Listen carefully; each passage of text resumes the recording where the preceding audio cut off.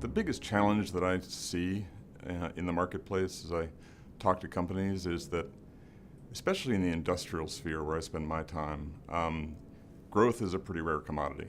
And as a result, people are, the pie isn't growing. If you look at overall GDP growing at, 2-3% max, people are trying to be creative and think about ways to get a bigger slice of that pie. And so the term commercial excellence is a series of disciplines that help organizations become sharper, become more disciplined about how they approach customers, how they interact with them, and then convert that to revenue. When companies think about customer profitability, they're often doing so at too high a level, right? They look at they may be able to get to gross margin levels for a customer, but there are many things that aren't allocated to customers that are real costs. And you really need to get down to kind of a operating profit level per customer to understand how truly profitable different customers may be, right? And I think that's not, it's difficult. It's not easy to do. And that's why many companies don't do it. But in not doing it, they run the risk of prioritizing the wrong customers.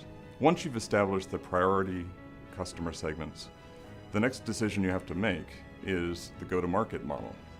And that means aligning your salespeople, your marketing resources, and frankly, many other parts of your organization to best meet the needs of those customer segments.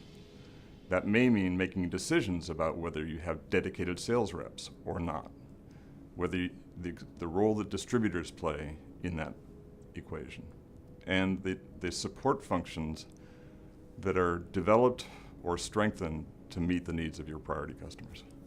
The third component of commercial excellence is sales and marketing effectiveness. That involves choices we make about recruiting the best people, arming them with the best tools, and aligning them with the optimal processes to ensure that they succeed.